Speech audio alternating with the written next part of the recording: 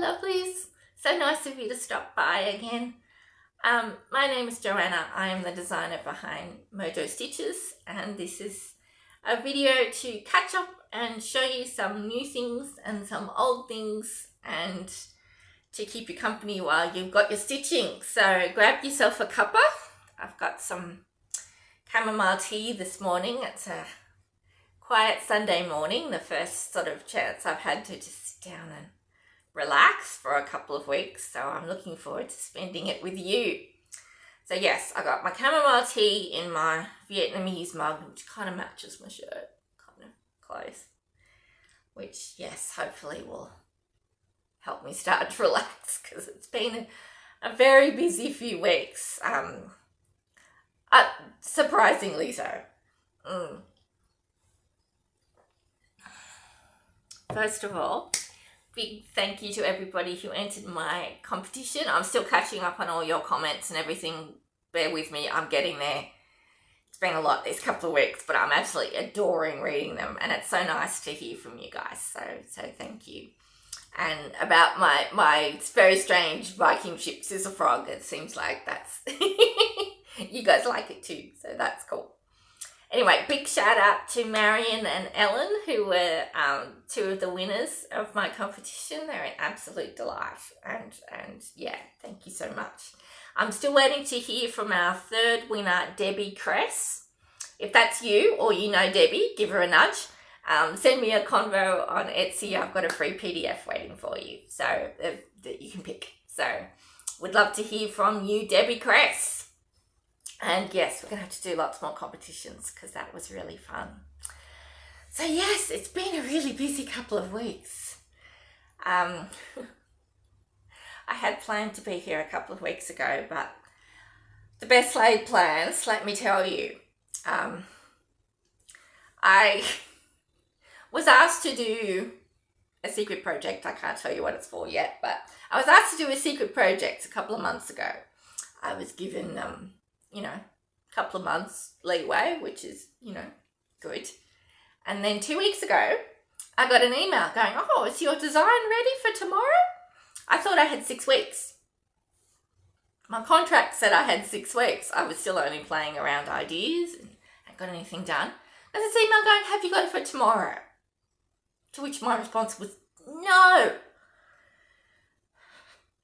I was asked to do it in 9 days. Apparently they had given me the wrong deadline. So I had 9 days to design, stitch, finish, and prepare like a design. So everything else got put on the back burner, including something that I've been dying to see that you will see a little later in the video. So that's been my couple of weeks. It's just been, that was a lot. My design process is it takes quite a long time because I go back to things and I edit and do sort of stuff. So to do it like that was really a lot. Anyway, I got it done. I can't tell you what it is now, but in a few months down the track, you'll be able to see. And yes, I was very relieved to have that done. So everything's a little bit topsy-turvy as I'm trying to catch up. And also, it's been so lovely to see that my new releases have people really like. I honestly expected them to just kind of disappear with all the Nashville stuff coming out, but it seems like there's lots of people that particularly really love the Humble Sampler. And I am so looking forward to seeing people stitching all my red threads with their favourite reds. I can't wait for that. So that's going to be really exciting, and thank you so much for that. Oh, and a big thank you to Laura and Brenda from Brenda and the Sampler Stitcher, who did a lovely shout out for the Humble Sampler, and that means a great deal. So thank you guys. Oh, shop update. I know you guys, you've been waiting patiently. I have some more silk conversion packs up for the Humble Sampler. If that's something you're interested in, this is a conversion in the Cascade House embroidery silks. I have seen a couple of people start stitching already, including the beautiful Tessa, whose work is just looking stunning, and thank you for sharing it with me Tessa, so I can see. Yeah, these are beautiful new silks. They're new to me, so it's lovely to see you guys having a play with them and see how you go. So far the colours seem to be doing really well. In this thread pack, I'm giving you the orange one for free because I'm a little concerned it's a little too bright, but you get it for free in case you wanted to swap it out for something else, but they're stitching up beautifully. So there are thread packs for those. If they're sold out by the time you get there, just send me a convo. I'll keep stocking them in. Yeah, so just send me a convo and I'll reserve it for you. I also have a bunch of the beautiful reds and some other colours, just if you want to buy a one-off and give them a go. Yeah, the lovely Mel from Wordy Stitches did a beautiful test stitch on well, not test stitch, it was a real stitch of a Quaker motif in one of these, and I just stitched up beautifully. So thank you, Mel. That was so lovely to see. And one of my other lovely stitches and friends, Anna from The Delusional Princess, her name on Instagram, asked me to do a silk conversion for Manon's Garden, which is one of my older patterns. And yeah, so I've put together a silk conversion for that as well. And there are some, I've got a couple of sets available up in my shop if you'd like to try that as well. I think, again, the colours are a really pretty good match.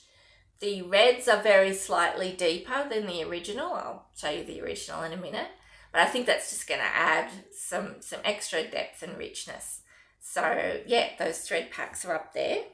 And I've been wanting to do kind of a deep dive into some of my older patterns before I started doing videos. So I thought I'd start with Manon's Garden, because this is a piece that I did a couple of years ago for, I think, the second Needlework Expo.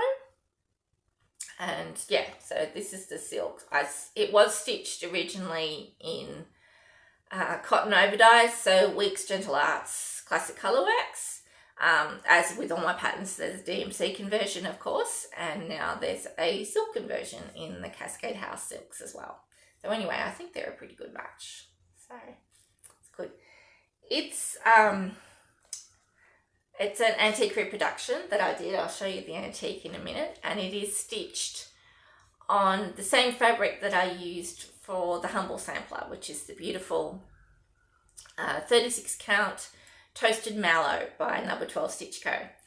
And I loved this. It's from a little antique. Actually, let me show you the antique before we go any further. It's from a little tiny French sampler that it's only got the initial M on it. It's got no date, so we don't know who stitched it, but I think it's such a pretty little thing, and it reminded me of those kind of walled gardens that you get next to a chateau or something, with all these rows of flowers and, you know, beautiful flower pots and little birds playing in the flower pots. It's just so pretty. I thought it was really elegant, and the colours were so lovely and soft. So the only thing I changed in that is I did change the colour of the M, because this had two different colours, like a quite strong blue and purple that weren't anywhere else in the design. So I did change that to some other colours there that fit in with the design a little bit better. Oh, it does have one piece of over one as well. It's all full crosses over two, except for this little motif here, which is over one. I don't know why that one was just over one, but it is. It's only a little bit though, so you can do it. Anyway, I was doing this for Expo, and getting things ready for Expo is a lot, and I was getting down to crunch time, and I was still stitching away. I think it was the last one I was doing before the Expo, stitching away like mad.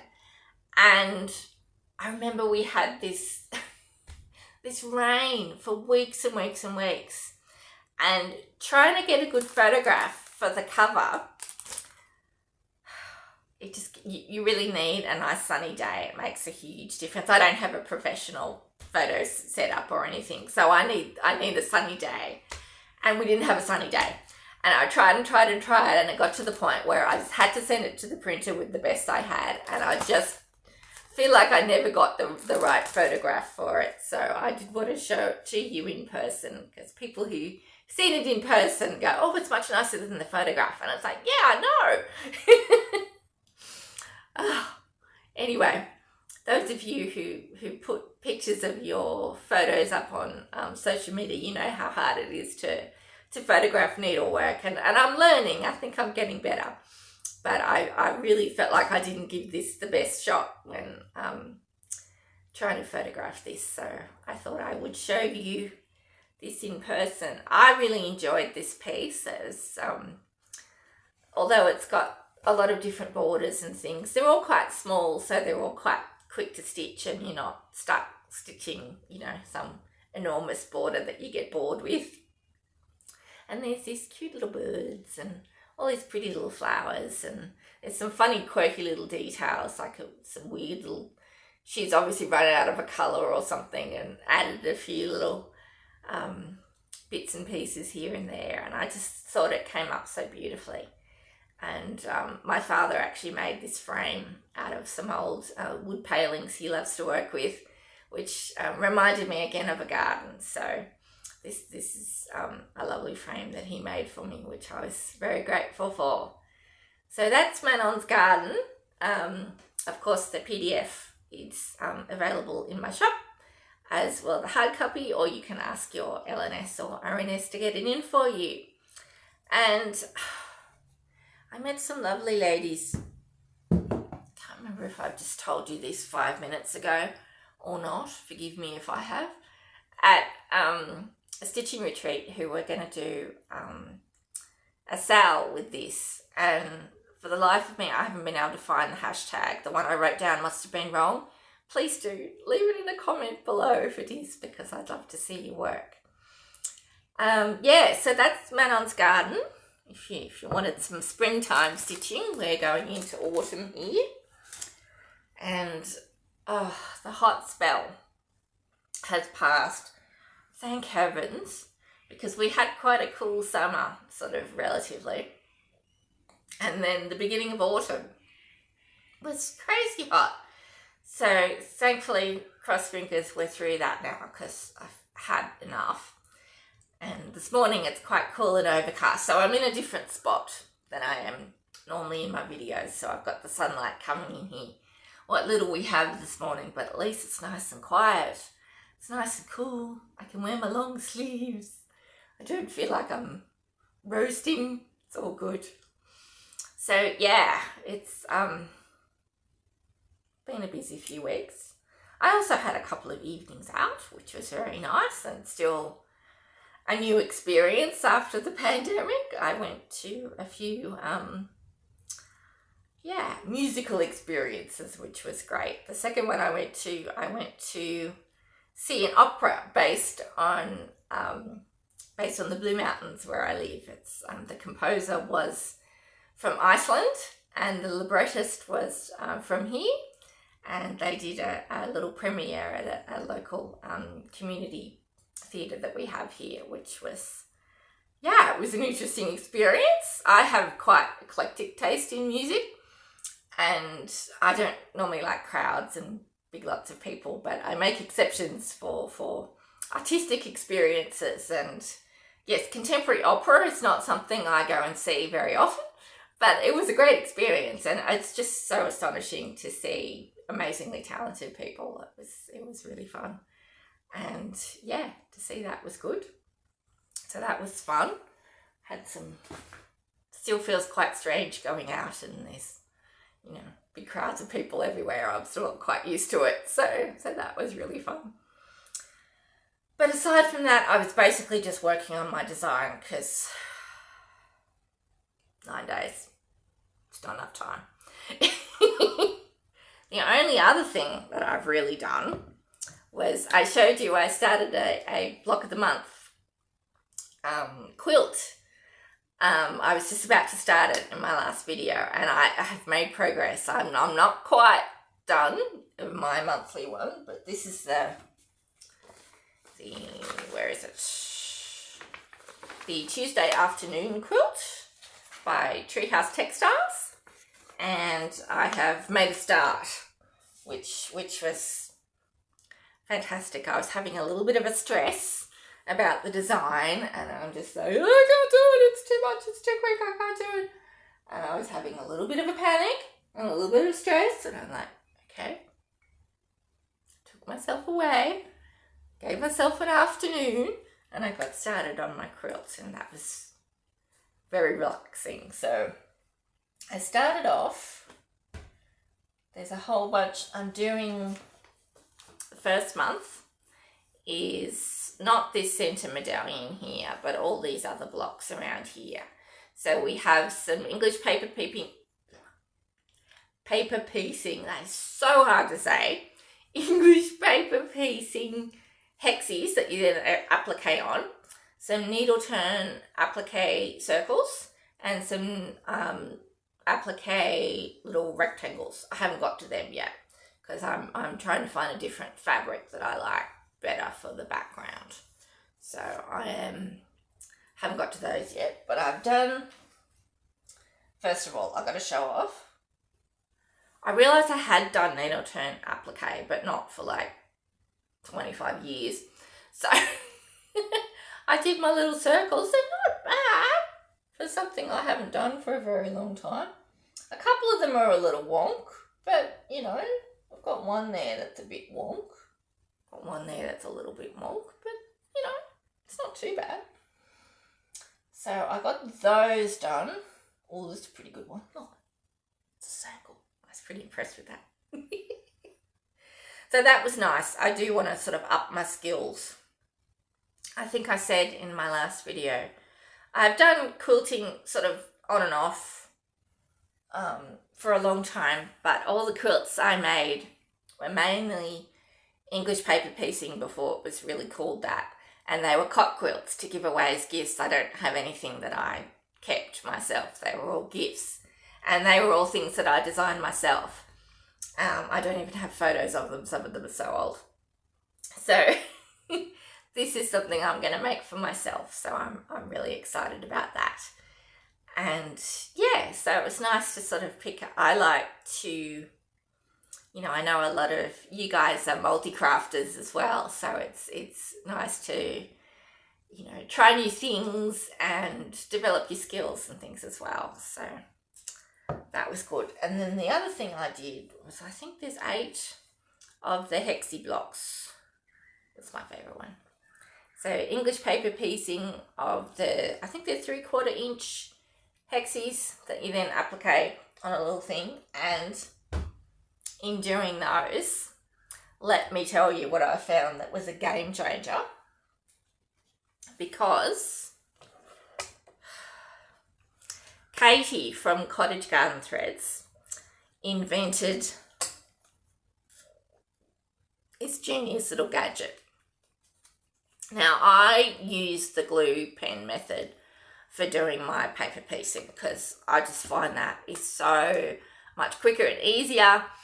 I found that, you know, a couple of years ago, and I'm like, yeah, good. Well, I found what makes this even better. Katie invented this little gadget called the Tack Easy, and she has sets of them that come with the template for cutting out, plus the little gadget. Let me show you how it works.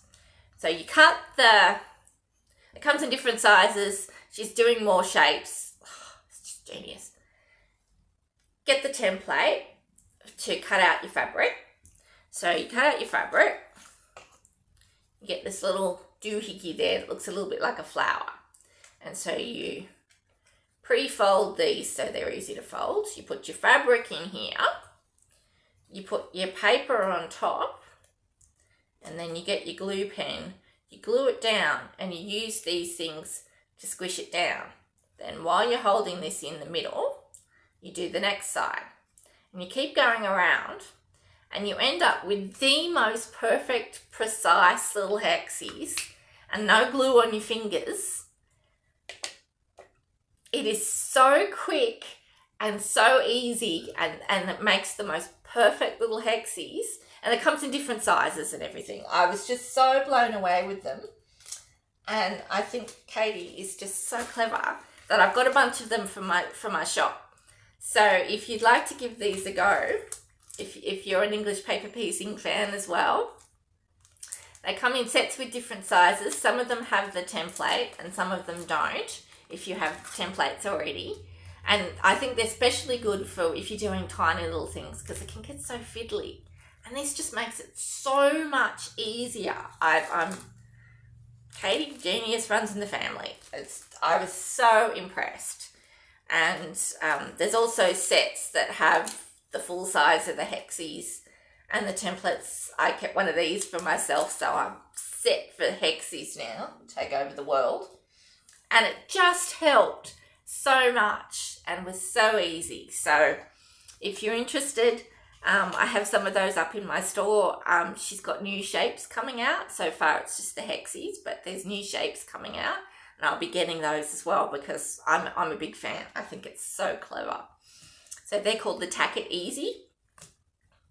Katie, you're a genius. So I had fun playing with that, and fun little bit of calm moment during my quilt.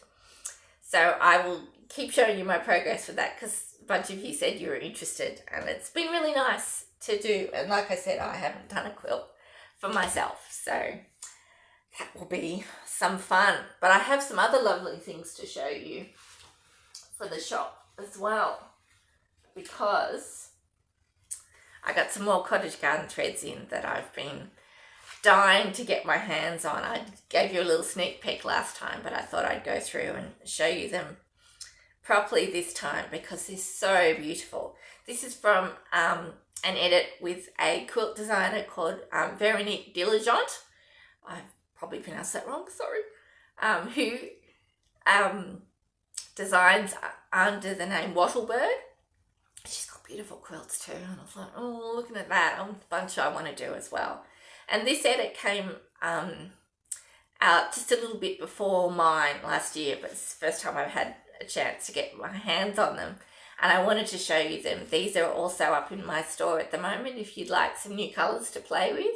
And if you like bright, colourful, these are the ones for you. They're so gorgeous. So let me show you. They're called the Flowers and Petals range, and they're based on Australian flowers and birds. Is it feathers and petals? Feathers and petals. It's early in the morning. I probably should have had a coffee instead of a chamomile tea, but anyway. Feathers and petals. The first one's called poinsettia. Now I know people pronounce that differently overseas, but that's how we pronounce it here. It's a fabulous mix of sort of maroony brown, red with just a little touch of green up there. It's fab. Oh, this one is called King Parrot. If you're Australian and you live sort of, I think, down the southern places, you'll know king parrots. They're a beautiful bird. I get them here sometimes, and my father, who builds birdhouses and feeds birds, he gets swamped by them. They're a sort of reasonable sized bird, kind of this big. They always come in pairs, and they're really quiet and chill, which is unusual for Australian birds, who tend to be a little raucous and can be a little crazy. The king parrot is a surprisingly chill bird. They're a real favourite of mine. They're mostly red with these beautiful, vivid blue and green colouring on them as well, and it's just perfectly the colour of them. I think it's stunning. Anyway, that's king parrot. What have we got next? Oh, bottle brush, which is a flower that a native flower that we have a lot here, and this is an almost solid, incredibly bright, vivid red. It's gorgeous. This one would be really great for cross stitch because it's almost solid. Reds, can't ever have enough reds. Love it. The next one is called Bougainvillea, after the beautiful flowers, And it's a combination of really bright, vivid reds and fabulous bright pink. Gorgeous. Okay, I'm going to try a different thing. Get it off the ring and they're not working. There we go. This one's called Ginger Lily, which is, again, stunning bright oranges. Love it. This one's called Galliard. I don't know what that is. I'll have to Google it. I love this one. It's got browns and oranges in gorgeous sort of earthy tones there. So pretty. This one's called a Hakea pincushion, which is a beautiful flower as well that just look like little pincushions. So it's kind of peachy pink and orange. It's beautiful. A lemon myrtle, which is again a very sort of pale, almost minty green and beautiful, beautiful pale yellows. This one's called Paper Daisy. It's again some beautiful yellows with just a little touch of pink in there. This one's called Lovebirds. And again, it's got the sunlight coming in, but I've got pictures of them all up in my Etsy store. Again, it's very, very pale, almost minty green, pale yellows and touches of pinks in there, but lots of different complex tones. I love these kind of ones. This one's called Gum Blossom, which is exactly like the eucalypt flowers that you see. I've got eucalypt trees all around here, so it's beautiful. It's a beautiful sort of slightly buttery cream with just a little hint of green there. It's gorgeous. This one's called Lady Slipper, which is a slightly brighter green. Again, some really beautiful subtle tones in that one. This one's called Oriole. I love this. Doesn't that look beautiful? Sort of olivey green and mauve. Oh, it's gorgeous. Oh, this one's one of my favourites. It's called Billy Button. It's got beautiful smoky blue, yellow that kind of melds together. That's almost green there in the bottom. I think that's so pretty. That's only the first half. Don't worry, there's more to come. More to come.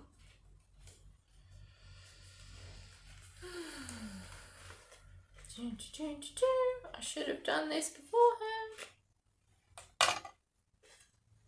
Okay. Number 15. Oh, look at this. Hummingbird. Look at those greens. Look at that. I love that. So vibrant. The next one's called Rose de Noël. Again, beautiful greens in that. Oh, I'd love to do like a border of like wandering vines or something in those fabulous greens. This one's called Canard. That's beautiful too. Really earthy kind of greens, sort of grey greens. Really, really like that one. This one's called a Fairy Penguin, which is just like the colours of a cloudy sea that the fairy penguins are swimming in. If you're from overseas, we have these, some places in Australia, these gorgeous little, tiny little penguins called fairy penguins. Google them, they're really cute. That's Fairy Penguin. This one's called Silver Eye, which has a fabulously kind of beigey colour and this paler greens. Really nice. Oh, I love this one. This one's called Wampu Dove. There's these Wampu fruit doves. That's named after the sound they make, apparently. They make a Wampu sound. And gorgeous colours of olives and purples and mauves in that. Oh, so pretty. This one's a real favourite. This is called a Hoya, which is a plant that I remember, beautiful sort of pinky mauves. My grandmother had this amazing house. My grandmother was Austrian and my grandfather had built her this house that looked like an Austrian chalet in the Blue Mountains. It was a bit crazy. And I'll tell you about her another time, and the house was quite crazy. But on the front, she had Hoya growing over the front door. and so this is a nice memory I have of her and her beautiful garden. She had a tremendous green thumb that did not pass down to me. She had the most amazing garden. It was just beautiful. And she had these Hoyas growing, and they have these strange, almost kind of waxy flowers, little star-shaped flowers that are just that colour. So that's a nice memory for me. Although she was a very strange person. Okay, next one is called Sizzler. Look at that. Oh, such beautiful purples in that. Oh, just want to eat them. The next one's called a bowerbird. I did a bowerbird in Take Wing, my Quaker with the birds in it. There's down the bottom, there's a little bowerbird in that. And these are just the colour of a bowerbird's, male bowerbird's wings. There's blue, almost black, with these gorgeous sort of blue iridescent. They're fabulous things. So that's bowerbird. This next one's called gentian. Oh, I love that. Again, beautiful blues with almost just a tiny little touch of purple. This one's pretty. This is called blue banded bee. So one of our native bees are called blue banded bees. So they have this kind of, they don't have yellow stripes. It's kind of blue. That's really, really pretty smoky blue. Really love that one. The next one's called begonia. And doesn't it just look like, you know, when the begonia flowers are just starting to turn and they're kind of brown around the edges? It's just the most perfect colours of that.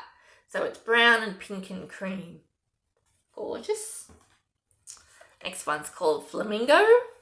Not an Australian bird, but we don't care. Fabulous, sort of perfect candy pink. Love it.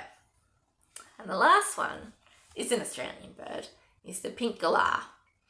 And this is just the colour of pink galahs, who are this fabulous candy pink, and they have a white kind of feathers crest.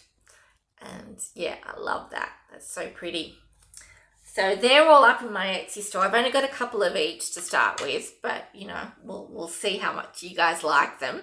And I'm working on getting the whole Cottage Garden Threads range. It's going to take me some time, but I've been so excited to get my hands on these. I've kept a set for myself to design with, and there's more up there. So if you want some new colours to inspire you, go have a play.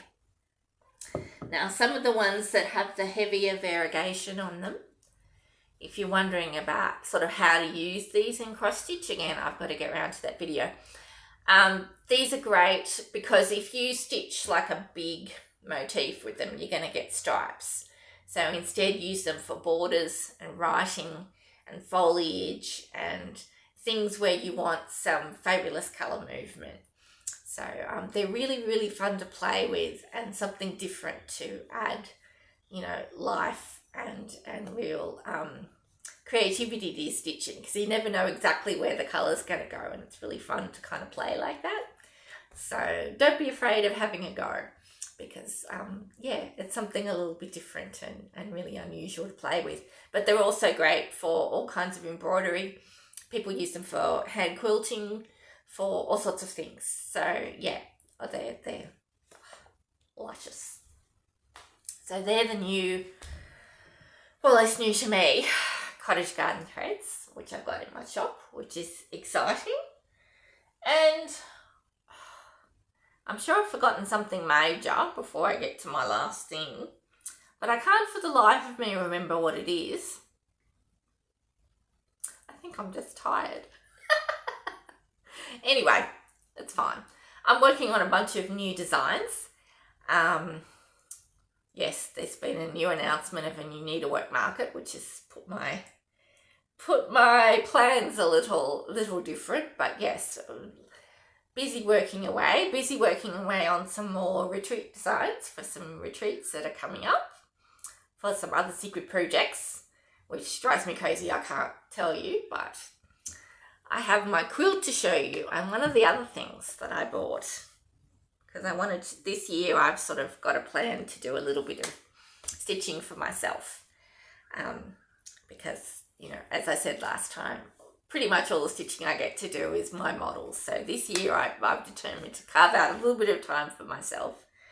And in furtherance of that,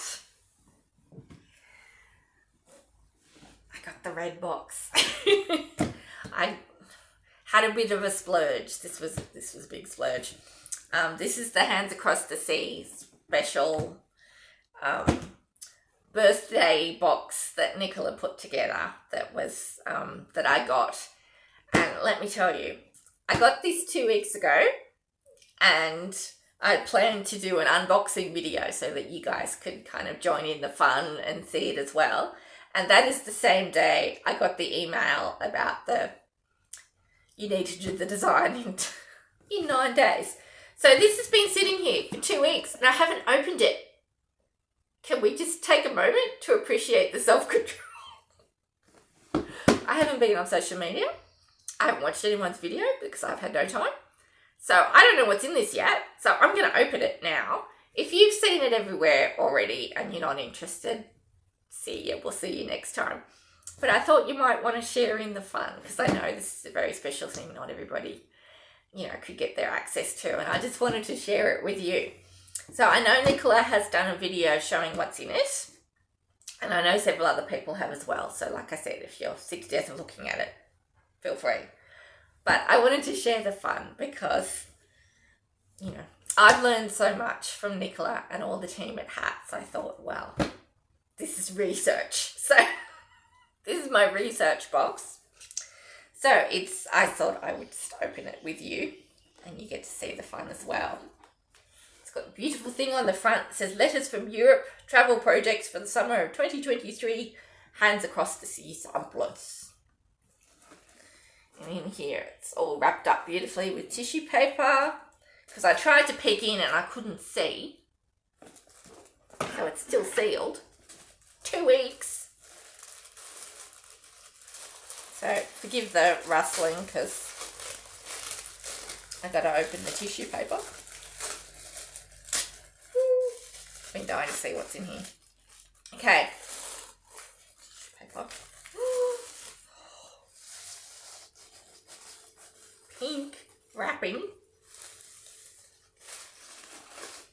Love the eco-friendly bubble wrapping. Pink cardboard stuff. We'll put that down there. And then we have all these lovely packages in here. Oh, this is my present for working like a mad person. We'll see what's on the top. Has a flag on it. I'm terrible at flags. Is that Greece? Probably terribly wrong. Let's have a look. I'm going to open them. I'm not going to wait for them. I'm going to open them all now so that you can have the fun too. And we shall see. Oh, isn't that pretty? It is Greece. Okay. Look at this. Beautiful redwork sampler. I don't know how to pronounce that name. My Greek is non-existent. Beautiful. So yeah, this is a beautiful little red sampler from Greece, which is fantastic. I've never seen one from Greece, so fabulous Greek alphabet on there. Oh, that'll be fun to do. I don't think I've ever seen a Greek one. I don't know how Nicola finds these things. She's amazing. Oh, that'll be fun. Okay. I think I'm going to have to stitch that in Bronte because it's just the most perfect red for red work samples. Okay. Oh, pretty little thing. Let's open the pretty little thing. Come on. Oh, it's tight. Oh, it's a pretty little thing to put your scissors in. Oh, Nicola. Oh, that's beautiful. That's super pretty. That's going in my stitchy spot.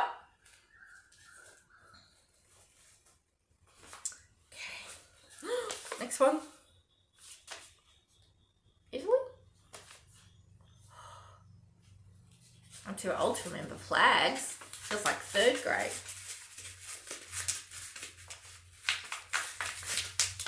Again, forgive the noises. Okay. Ooh. Another redwork sampler, but this time from Italy. Oh, that's pretty. I love the different alphabets that they have. Like, you'd think all redwork samplers would be the same, but there's actually so much difference in between them. It's really fascinating. Oh, that's so pretty. Redwork sampler. I would love to have a redwork sampler wall, but, you know, you got to have a wall first, so. We can have fun stitching them anyway. France, I believe. That's exciting. Sorry. Ooh, that's a pretty one. This is just called Mathilde. And it's stitched in red and blue. Oh, look at those beautiful borders on that. Oh, so pretty. Oh, I love that one.